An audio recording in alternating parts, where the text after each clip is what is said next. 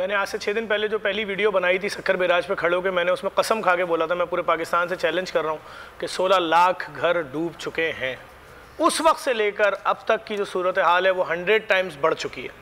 जो लोग उस वक्त ये नहीं मान रहे थे कि एक घर गिरा है, आज वो अपने मुंह से बोल रहे हैं कि 25 से 30 लाख लोग खुले आसमानों के नीचे हैं। 25 से 30 लाख घर गिर गए और 2 करोड़ से ज्यादा लोग खुले आसमानों के नीचे हैं। इस बात को हम अपने ऊपर रख के सोचेंगे तो समझ में आएगा आफत आई क्या है।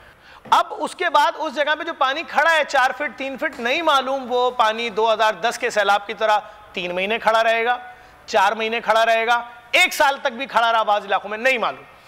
खुले आसमान के नीचे होना और बारिश भी बार बार होना इतनी बड़ी क़यामत है जिसकी कोई इंतहा नहीं है। जो लोग पैदल चलकर सड़क तक या किसी खुश्क इलाके तक पहुंचे, जब मैंने उनसे पूछा कितने किलोमीटर चले हो, तो कोई 60 किलोमीटर चला है, कोई 70 किलोमीटर पैदल चला है। मजाक नहीं है, 3-3 दिन पानी में चलना। उनके पाँव में खारिश शुरू हो चुकी है, लोगों के पाँव में इतने बड़े बड़े छाले निकल आए।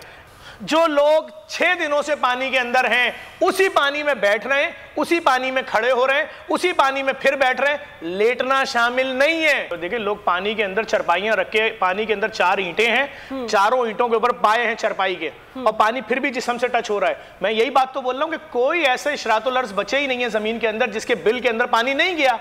और अगर कोई भी कीड़ा मकोड़ा सांप अजदा पानी झेल सकता था तो वो पानी का जानवर होता, खुश्की का नहीं होता।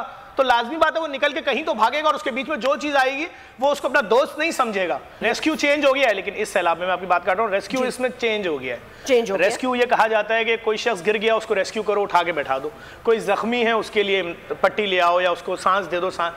इस वक्त रेस्क्यू का नाम है बिस्किट पहुंचा दो। आप करोड़ों लोगों को शिफ्ट कहां करोगे? मैंने सक्खर से कराची सफर किया, हजारों ट्रक आ रहे हैं, उसमें खड़े हुए कौन? जानवर नहीं, इंसान। 18-18 घंटे लोग खड़े होके कराची तक सफर कर रहे हैं। तो बात यह है भाई, आप कितने लोगों को लाओगे? इतनी गाड़ियां कहां से लाओगे? कई 100 ट्रक पलटे हुए, कई 100 ट्रक धसे हुए। अभी मेरी बात हुई अपनी रात में हमने 100 के करीब ट्रक निकाले, तो लड़काना वालों से मेरी बात हुई।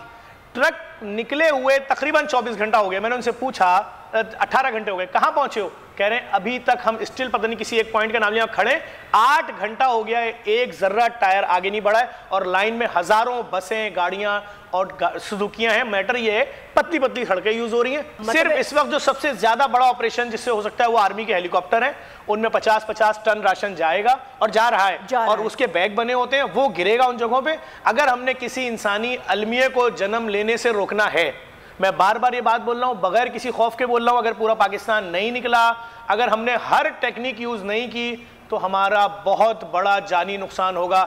मैं हूं जैस्मीन मंजूर और आप मुझे देखेंगे सिर्फ बोल पर।